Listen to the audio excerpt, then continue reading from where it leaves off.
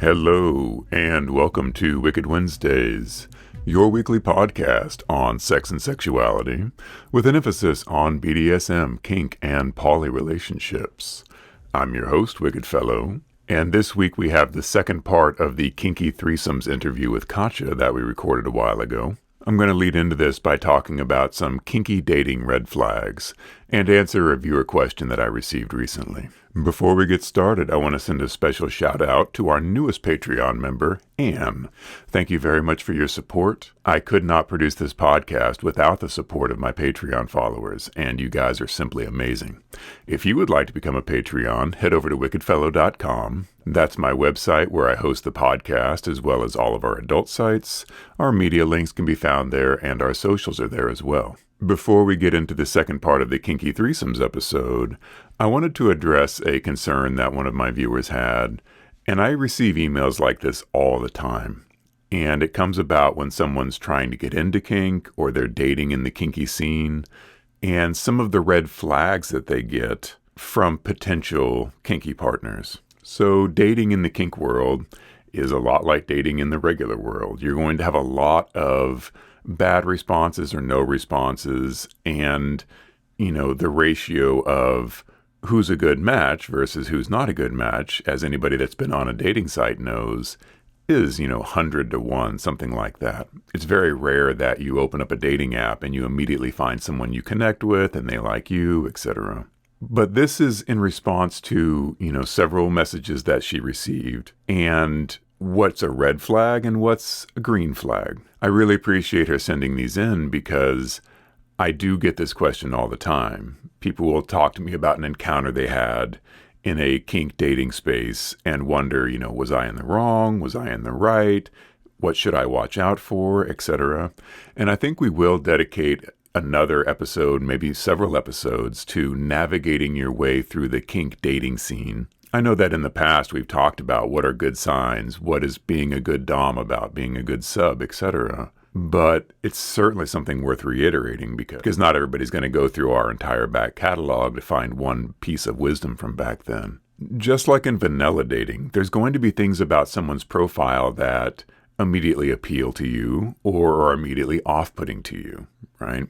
And when I say kink dating scene, I'm not necessarily talking about kink-specific dating sites, though there are some kink-specific dating sites. I think that because of the nature of what we do, you can have as much success using a traditional vanilla dating site like OKC or Tinder, etc., and simply being very forward in your bio about what you're looking for. So you can say, I'm kinky and I'm looking for this kind of relationship dynamic. The problem with that is that a lot of people will see kinky or subservient or poly, and they read that as, oh, this is just no strings attached sex. I can use this person. I can abuse this person. I don't have to take care of this person. I don't have to invest anything into this relationship because they're kinky or they're submissive or they're poly, etc. And that is very difficult.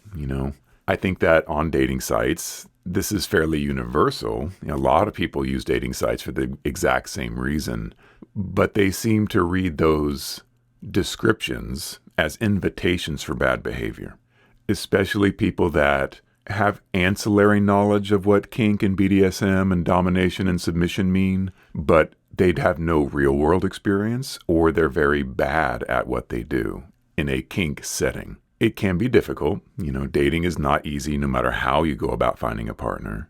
But in this situation, these particular gentlemen were kind enough to give some very early red flags. And I'm really proud of my listener who immediately recognized those, said, no, this is not the situation for me, and I don't want to have anything to do with this kind of person. So one of the red flags to look out for, one of the gentlemen that contacted her was very specific that he wanted an inexperienced sub, someone that he could, quote, train the right way. That is a red flag.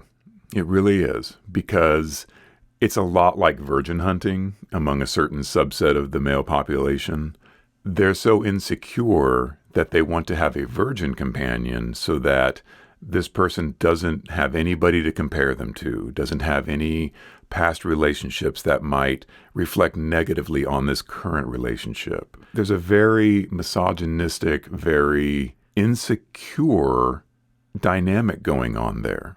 Because if you only want to be with a virgin, why? What are you worried about? Are you worried that perhaps she's going to compare you unfavorably to some past partner, etc.?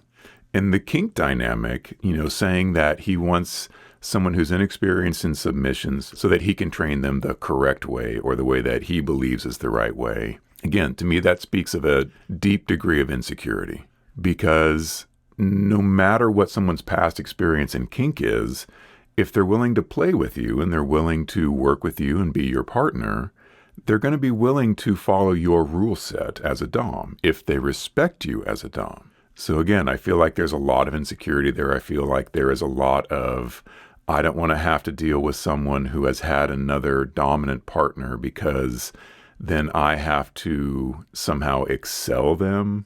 I really don't understand what that problem is.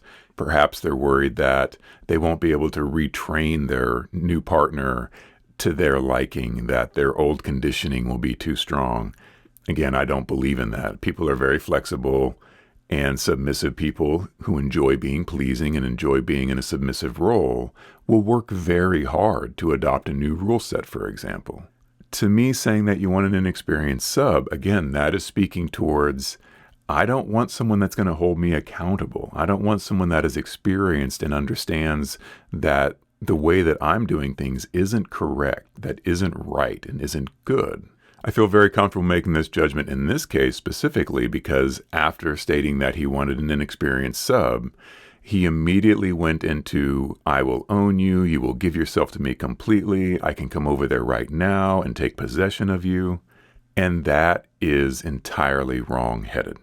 You don't get to demand somebody's submission. You don't get to just walk into someone's life, demand their submission, and expect them to be completely subservient to you. You have to earn that respect. You have to earn that. And it has to be freely given from the subservient. It is not something that you can assume. And if you try to assume it, you are saying so much about your insecurity as a dominant. So when my listener refused and didn't want to have anything to do with that kind of relationship, that person immediately turned abusive and said that she was entitled and didn't know what she was doing, and some other very, gendered slurs that are very common when you tell someone like this no. And that is, on one hand, I thank him for being so very open with his flaws. On the other hand, I'm sure that a lot of you face this in a day-to-day situation, either through dating or interactions in the kink community. And it sucks. It really does. It is not how healthy kink is played. A lot of people have a very skewed idea of what it means to be a dominant. Unfortunately, there is no board of dominance issuing licenses to people to be dominant. Anybody can claim that they're a dominant. You have to decide for yourself if the person you're talking to is worthy of your respect, and certainly if they're worthy of your submission. And if you tell them no to a very unreasonable demand and they immediately turn abusive and start degrading you, that is a clear sign that you should block that person, walk away, and never look back, because that's never going to be a healthy relationship. I've talked in the past about how some doms feel like if they're not hyper-dominant from the very first message, that no sub will respect them. And that is simply not true.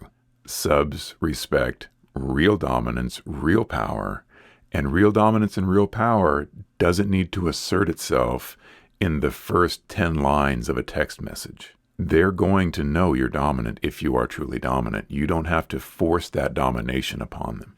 So that was the first person that she had contacted and had some exchange with. And again, I'm very proud of her for seeing that this is a red flag. This is not the kind of domination submission I want in my life. And we're just going to walk away from that. And I would encourage anybody to do that. I know that some of you have very strong kinks that lie in this direction. And there's nothing wrong with that. The kink of this person comes in and they're hyper dominant and they just take control.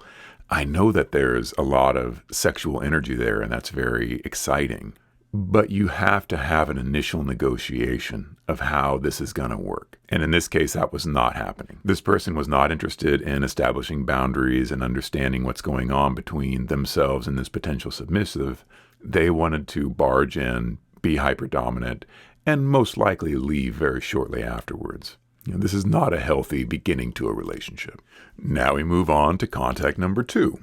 And this is all coming from the same person who they're getting into the kink scene. They've been interested in it for a while. And in order to play, in order to have fun and experience this kinky lifestyle, you need to have a partner. In order to find a partner, dating apps are a good resource. However, like dating apps in general, there's going to be some landmines and some pitfalls to watch out for.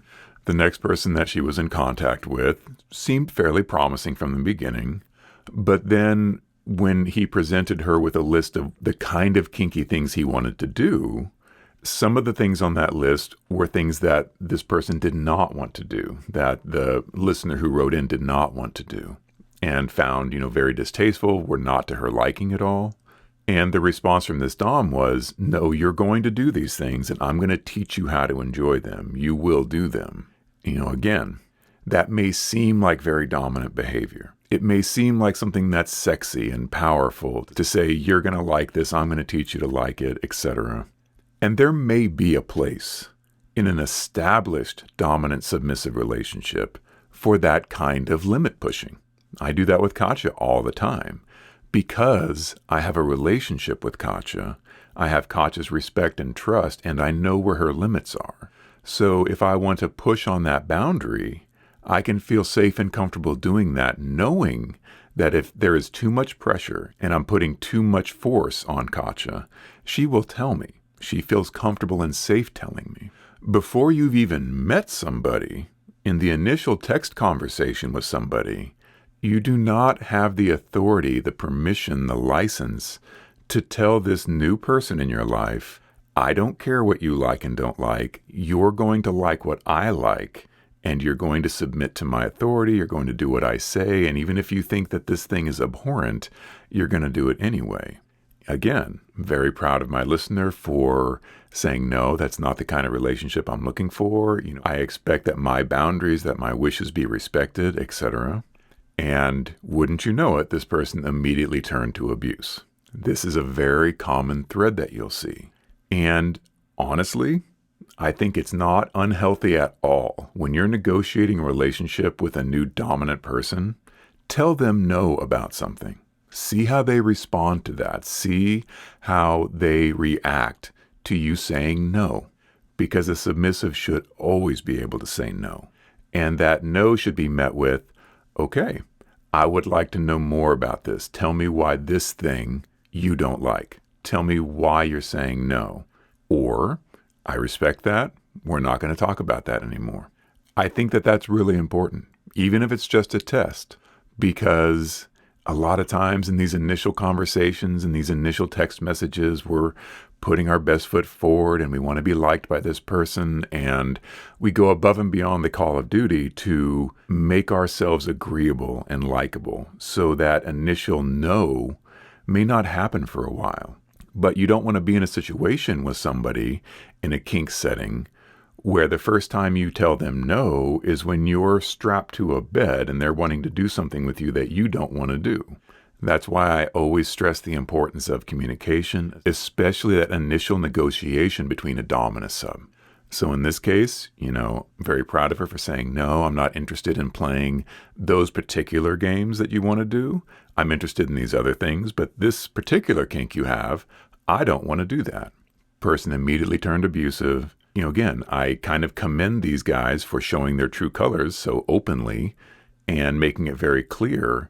At the same time, it's very worrying to me because not everybody that's trying out kink, that's getting into BDSM, that is new to this whole thing, will know that what this person is asking is beyond the pale, that it's not acceptable, that they have no right to demand things of someone who they don't even have an established relationship with. And I do worry, I worry about that in general. I know that, dating can be fraught with hazards no matter what. But kink dating is especially worrisome for me because I care about our community. I care about the reputation of our community. And just because somebody thinks they're dominant and thinks they know how to play and gets online and says, I'm not dominant and I'm looking for a submissive, and then acts badly and acts in a way that's very damaging to the kink community, in a way, we have to own that because it's up to us to say, that's not how we do kink. That is not healthy kink. That person is an outlier. They are acting on their own authority, and we don't accept that. So I'm saying now, we don't accept that kind of behavior. We do not endorse or encourage people being assholes in the name of kink. And that's what these guys are. They're not interested in a relationship with a submissive. They want a toy. They want someone that they can use and discard.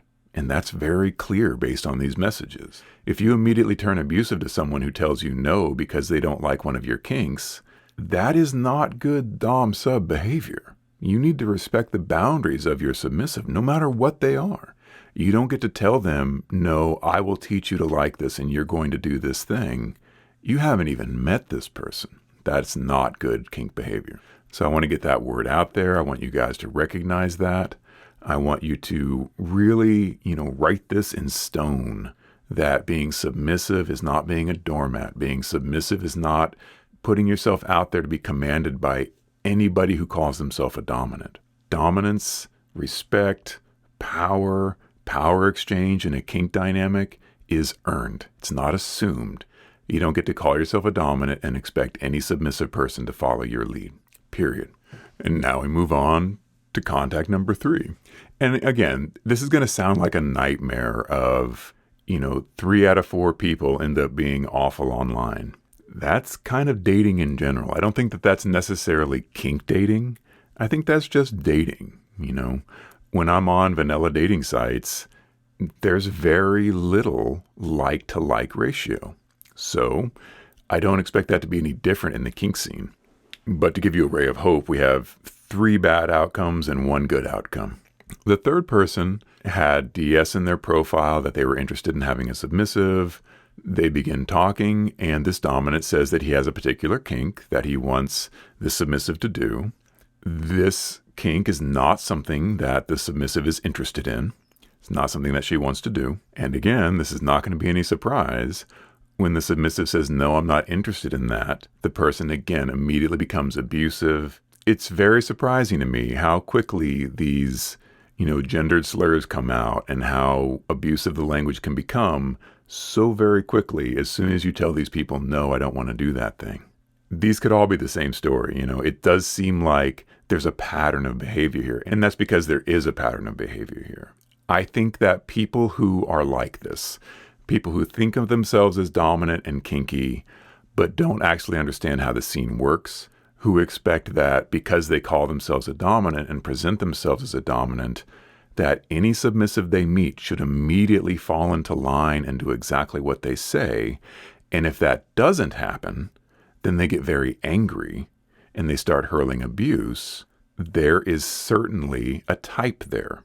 It's very authoritarian, quasi-fascist, and that's not good kink behavior. A question I'd be interested in, and none of these conversations even got to this point, because I'm very happy that I played at least some part in educating this person that they are to be respected and that not everybody that says they're a dominant can command their respect, etc.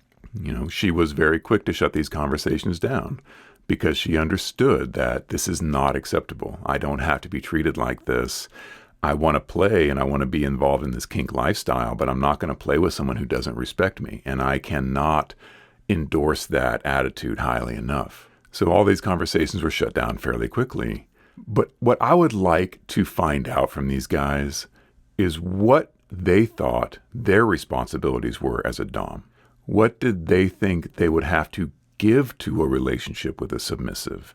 Or are they under the misunderstanding that it's all receive? That having a submissive partner just means that you take and take and take and you never give, that there's no balance here. And I guarantee you that these guys would be very hard-pressed to explain to a submissive what exactly they had to offer. Because it is a two-way street. A dominant-submissive relationship is not one where the dom benefits and the sub gives. There is a mutual beneficial exchange going on. And if both parties aren't being fulfilled, then it's not going to work. And unfortunately, too many dominant-submissive relationships, the submissive gives and gives and gives and never really receives anything from the dominant. And that's not how it should be. So yeah, if you're in the kinky dating scene and you keep running into these, bad profiles, these bad actors, understand that a lot of people don't know how to play healthily. There's no board dispensing licenses for doms and subs. Anybody can claim to be anything in the kink dating scene. So if you run across a profile and it seems interesting and you start talking and you start getting bad vibes or bad behavior from this person, you don't have to accept it, whether you're a dom or a sub. A lot of this obviously is coming from the doms being bad actors and the subs being preyed upon. I've certainly known and heard of subs acting badly in a kink dynamic. It's more prevalent that doms, or at least people that consider themselves doms, are acting badly in this way. And the number of times that I hear about this from my listeners who write in and say, I was talking to this person, they were interesting, and then we started talking about kinks, and they wanted to do things that I didn't want to do, and I said no, and they immediately started degrading me and telling me I was a prude, or I didn't know how to play kink, or that they would teach me to like it, like these people said. It's far too common, and those are red flags. Walk away from that. You don't have to entertain that, and you are not in the wrong if the person that you're interested in starting a relationship with is acting badly. And it does not matter what that bad behavior is. You don't have to submit yourself. You don't have to give power to someone who you don't respect. You don't have to give power to someone because they say they're a dom or they've been in the scene for 20 years and you haven't. If they're not acting in a way that's comfortable for you and makes you feel good, they're not acting correctly, at least not for your relationship. There may be a power exchange relationship out there for them with a submissive who wants that dynamic, and that's perfectly fine. Everybody's free to make their own choices. But if you're not comfortable, if you're talking to someone and they're making you uncomfortable and making you feel bad about yourself, you do not have to accept that. Block and walk away. I know that this has been a very gendered thing where I was saying, these guys are doing this. In my experience, this is a problem most prevalent with male dominance. I'm sure that there are some female dominants out there that also have this entitlement complex and act badly towards submissives. I'm sure that is the case. The people that write into me, 99.9% of the time, it's guys online who think they're dominants acting badly. In this particular situation, it is very gendered. And I think that this is people getting into the scene or thinking they're part of the scene without understanding how the scene actually works. So I just want to put that out there. I do understand that top and bottom is not gendered in any way. That's absolutely true. The people that come to me saying that they've had this experience, it's with male dominance. That's just how it goes. Now we're going to move on to the second part of the Kinky Threesomes episode with Katja. From the last episode, we were talking about how it works when you're in a dominant submissive relationship with someone, having them play with either another submissive or another dominant, how those power exchange negotiations work, for example. If I'm Katja's dominant and she wants to play with another dom, that's fine, but we will have a very clear discussion about what that rule set would look like, the things they are allowed to do, the things they are not allowed to do. Again, a lot of kink comes down to communication, and healthy communication is absolutely essential for any good, healthy kink relationship. So, here's the second part of that interview. That may be how I would play with Katja in a multi-dom situation. So if you met a dom and we all liked each other and we wanted to play together, I would be perfectly comfortable ceding limited authority to this other dom and saying, sure, you can do these things, but they cannot assign you daily tasks. They can't do X. They can't do this. And as long as you guys were comfortable with that, that would not, I think, interfere with our authority or our relationship. This is just really not stuff we ever discussed. It's just kind of how things develop naturally. But definitely the only one that I had an absolute day-to-day ongoing DS relationship was her, my dom. But there were other people, whether they were her partners or even close friends of hers, who I definitely didn't have a DS relationship with them per se. But if we were all together and they told me to do something, I would do it. And now whatever they told me to do would be like something reasonable and, and kind of servicey, like to help in some way. When we would go to Dom trips, which if anybody wants to ask about Dom trips, I'm happy to talk about it, but it's this great big week-long kink event. And the organizer is a very close friend of my former Dom. The organizer and I kind of had developed this long-term friendship, but I would say there was kind of a undercurrent of DS underlying my friendships with her friends who were also Doms. So these were people who, no, we did not have any relationship where in between seeing each other, they would write me and assign me a task. I would never have said they were my Dom. They would never have said I was their sub. But if they asked me to do something, I would happily do that thing. And I did have some level of submissive feeling toward them. Yeah. I don't know if that makes sense to you. No, it absolutely does. And it's a good point because it segues into, I frequently said, one way to be a bad Dom is assume that any submissive that enters your orbit, that enters your space, is suddenly your submissive, which is a really bad thing to do as a Dom. So if you're in a public play space and you're a dominant person and you see someone wearing a collar and you feel like they're a submissive, some Doms have a very hard time remembering that, yes, this is a submissive person, but it's not your submissive, and they have not given you permission to dominate them. But in, say, a house party situation with a group of friends, it may be different in that you frequently liked and were turned on by that role of kind of general household servant. Sure. So I can imagine having that situation and saying, everybody, this is Katja, and Katja is the house slave for today, and she will do whatever you need her to do. If you need a drink, Katja will be happy to do that. Making that clear so that another Dom doesn't feel like they're stepping on toes or that they understand that this is exciting to the person being commanded, which is kind of the key. And I guess the reason that I mentioned this particular person who's organizing this event is because, like, as you can imagine, if you're in charge of this big event with, 50, 60, 70 kink attendees, there are a lot of little tasks that come up throughout the day, all day long. And if she saw me and grabbed me and asked me, could you go do this? My Dom and I never, I don't think, had the conversation like you are to be at her disposal at all times. But like both, one, I would help because I absolutely wanted to, and I did feel some level of submission toward this friend. But also, I do think my Dom absolutely would have expected me to say yes, whether I wanted to or not, even though I don't think we necessarily overtly had that conversation. And again, this is very situationally dependent. Katja and I are not likely to end up in that situation. I don't hang out with a lot of dominant people. So pretend that we go to a kink event or a leather event or some event where there are a lot of other kink players. I would absolutely expect you to not do anything that some other person told you to do. If someone said to you, hey, you go get me a drink, and if you did that, you would be in trouble. That would be, I would have words with that person and I would have words with you because that is not what you're there for. Unless I were to say, but I wouldn't do that in a group of people where I didn't know personally everybody there. I take that responsibility of leadership and authority very seriously. And I'm not ceding that to anybody I don't know. Yeah, I think it's just kind of an organic thing, but also it was kind of limited to like proximity to my Dom, which of course is going to have a really high correlation to, well, how well do I know this person, right? But her two closest friends, yeah, absolutely. I would do whatever they said, and I think she would expect me to do whatever they said. But like some random other Dom who we barely know, if she told me to do something just because I'm a sub, that would really get under my skin. And that would probably really have annoyed my Dom too. So where do you draw that line? I have nothing wrong with, it seems like it worked well for you. It didn't seem like there was any conflict. No. Did you ever feel like you were placed in a position where you didn't know what to do because you were in a group setting and someone told you to do something or expected something of you and you didn't know what your Dom wanted?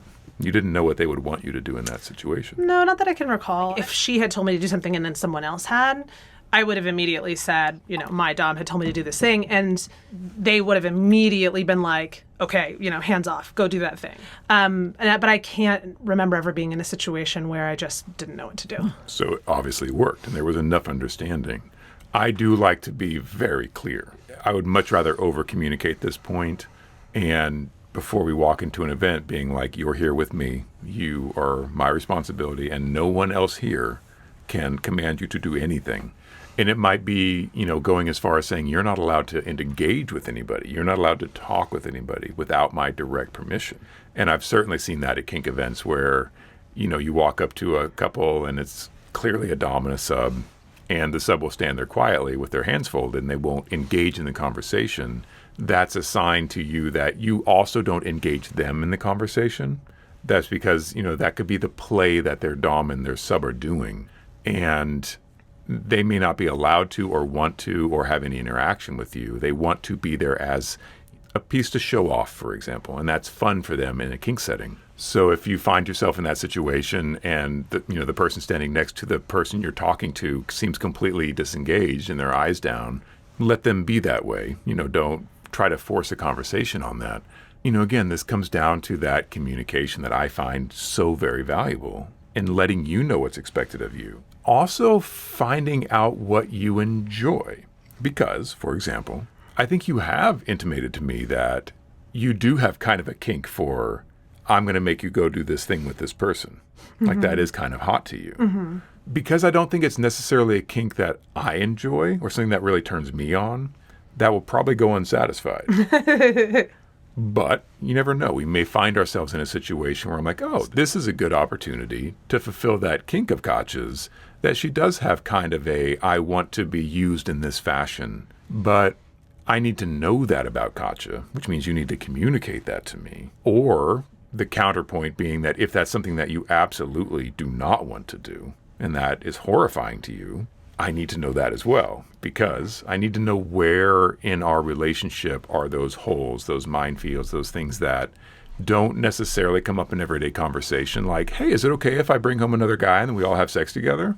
That doesn't come up over dinner usually. But in a kink situation where you do have power exchange, that is one of those things that I think is very important to talk about. Do those kink surveys, do those questionnaires that get into some of the more extreme and, unusual kinks that you may not even know about, just so you understand each other and what turns you on. Because at the end of the day, kink should be fun, kink should be exciting.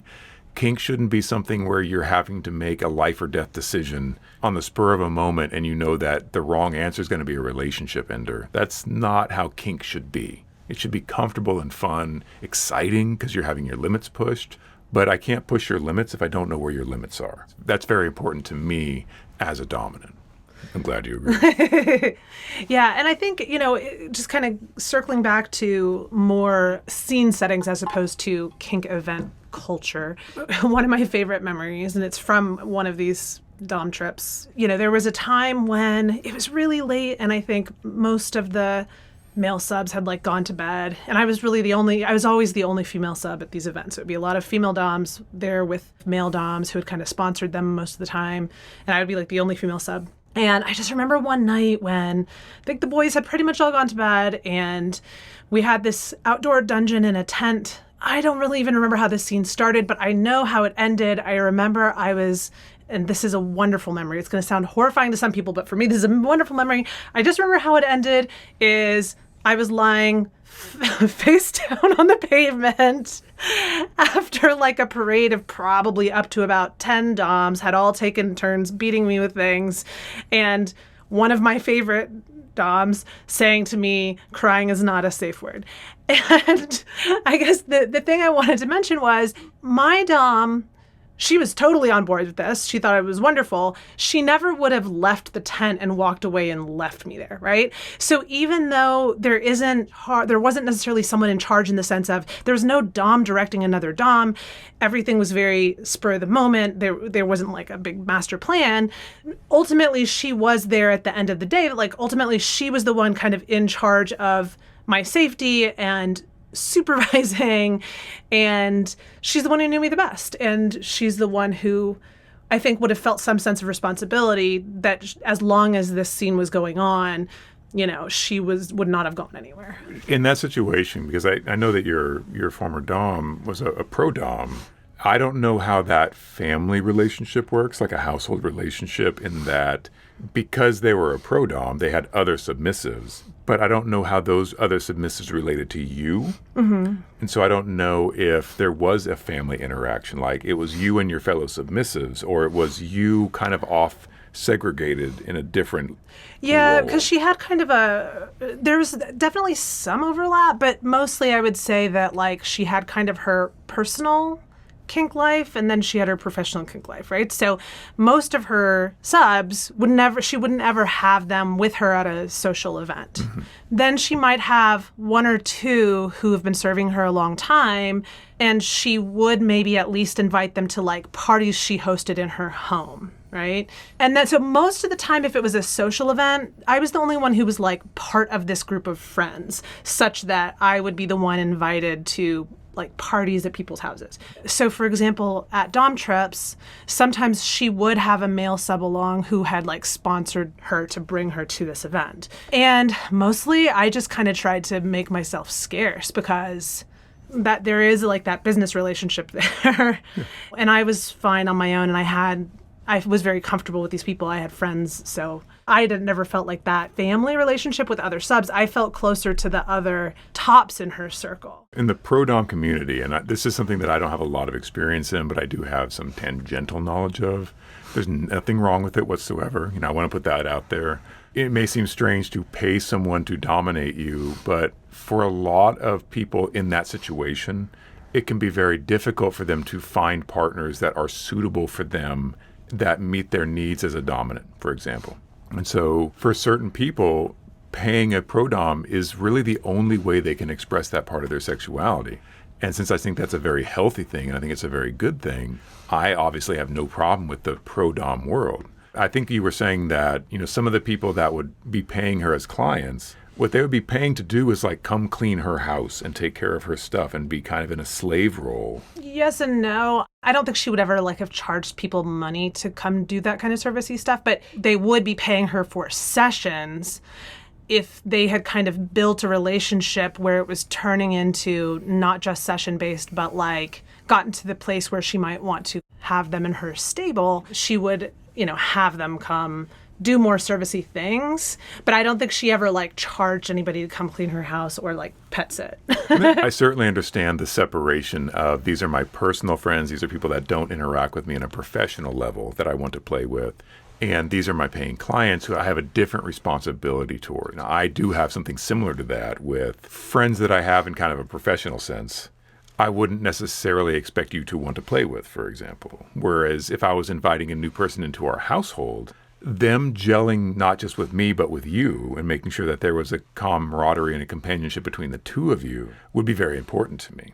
So when I work with Lavender, you don't get a say in that. Mm-hmm. That's my professional life. I work with her. I know you do enjoy Lavender and you like her. Mm-hmm. But even if you absolutely abhorred her, that wouldn't matter because that relationship is more professional than personal. Whereas with our other partner, Penny, that relationship is very important to me, that we all get along and we all play well together. So if I was to invite a new person X into our household and wanted to play on a DS level, I would want Katja's relationship with them to be something that was comfortable and that worked out. And so I would observe that very carefully. I would see that everyone gets along well. And one of your rules as a pet, as a member of my household, is that you would be expected to demonstrate how to work and how to be a good submissive to a new person. You're not in charge of their training. You're not in charge of them. But I would always expect you to be a good example to them, being a more senior member of the household. In fact, currently being the most senior member of the household, your behavior and the way you interact and the way that you act with them would be crucial for you to demonstrate good behavior to them. And that's one of your actual rules, one of your big rules, is to be a good example. And again, moving this all into the threesome situation and how it works when you're playing in a dominant role with more than one submissive, or you're a submissive working with more than one submissive or more than one dominant. This definitely, for me, works into the threesome conversation because it goes above and beyond getting lunch at Denny's with three people. We're talking about power exchange. We're talking about sometimes physical intimacy, but more often physical interaction. Kink is very physical. It's very kinetic. There's not a whole lot of kinks that you can do without some sort of physical contact. I say that I realize that there are things like FinDom and other power exchange, but it seems to me that kink is a very visceral thing. It's hands-on, and power exchange can be very hands-on. So when you're entering into that environment, the same rules apply as anything in the kink realm. If you're a submissive or you're a dominant and you want to involve another person in that play, whether it's another dominant, whether it's another submissive, I think having that initial communication, understanding where your sub stands on that, where that other dom stands on that, having clear, open communication is a key part of having a successful multi-person kink relationship, whether it's 2 people or 10. Having that kind of understanding, it can be a beautiful thing. I've seen submissives in a relationship that they bonded so strongly that they felt closer to their fellow submissive than they did to their own sister, their own family members, close friends, because they shared something that was very unique and special in that we're both submissives in a relationship with a dominant. That closeness can be almost impossible to describe how close those people can be. I've also witnessed submissives in a 3-way relationship where there was a lot of tension and unhappiness, and they didn't really gel well together, and they didn't feel comfortable in that relationship as co-submissives to a dominant. I don't have any experience with the dominant side of that, but I assume it's very much the same. I can imagine a situation where 2 dominants might develop a very close bond with a shared submissive, and I can definitely see them butting heads over a shared submissive. To me, the latter seems more likely based on the dominant mindset. But, as I've said before, the submissive that I had in common with another dominant, that other dominant was a friend of mine, but we never interacted in a DS environment. So that's kind of an interesting thing. We were friends casually, comfortably outside of the kink relationship, and we never actually had a conversation between each other about our shared submissive. And that's just how they were comfortable playing. I just realized I actually shared 2 submissives with that same dominant in different relationships completely. So one was a very kink and submissive relationship. The other was a poly relationship that did not have any DS overtones. In that poly relationship, there was penetrative sex. In the kink relationship, there was no penetrative sex. So one person, 2 different rule sets, very much like you and I. I literally just realized that. I completely forgot that. I also shared a poly partner with this person. So yeah, there's definitely not one way to have a relationship. There's not one way to have a kink relationship. There's not one way to have a poly relationship. I can say that good communication, good understanding, being sensitive to the needs of your partner, whether that's a dominant partner or a submissive partner, and no matter how many people are in that relationship, making sure that you're working with everybody, sensitive to everybody's needs, and doing your best to take care of everybody in that relationship. That's the only way to have healthy, happy relationships. And do bear in mind that even if you do everything right, sometimes it just doesn't work out. And that's okay too. You have anything else you want to add? No, I don't. Hit that brick wall. This is why I like that you're in charge of leading the conversation. Okay, that's the end of the second part of the interview. We will come back to this again. I want to have a more practical, hands-on episode about how to actually have a 3-way kink scenario, some scene suggestions, some more practical hands-on advice for how to make this work, now that we've talked about some of the communication and logistics issues involved in having a kinky 3-way, much like we did in the vanilla threesomes. So there's a lot more to talk about on this subject. If you have any more questions, please send those in to me. Next week, I'm going to put out the second part of the Race Bannon interview. If you enjoyed the first part, I think you'll like the second part even more. There's a lot more we talk about, and it's a very fascinating discussion that we have. If you have any questions for Race or comments, things that you would like to communicate to him, please send those in, because he's very graciously offered to come back on the show and do follow-up interviews, talk about other topics. And that is something that I'm excited and happy to do, because I think he's a fascinating person and I really appreciate his time.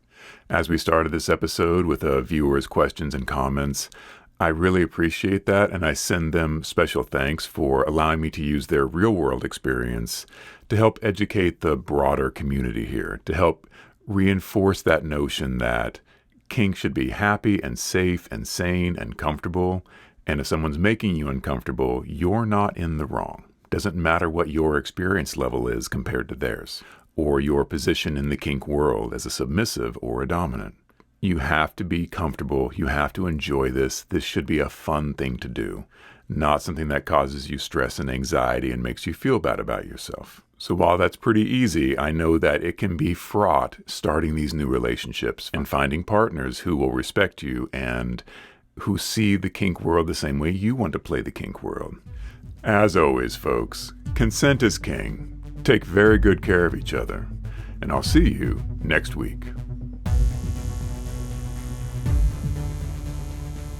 Wrong. Take very good care of each other. You're not even a new guest. No, I can't even remember. Can you say the whole thing? As always, consent is king. Take very good care of each other. Take very good care of each other. And we'll see you next week. Motherfucker. As always, consent is king. Take good care of each other. As always, consent is king. Take very good care of each other. And we'll see you next week. Hey, you did it. You've memorized large parts of the Constitution. That's true. Guess who's going to be writing the outro on the chalkboard? Like Bart Simpson. I just wanted them to know about the purple, or they won't even know that it was purple for them. They won't even understand that we were being festive. We're being festive, are we? I drank a lot of whiskey. I'm a little high. All right. And scene.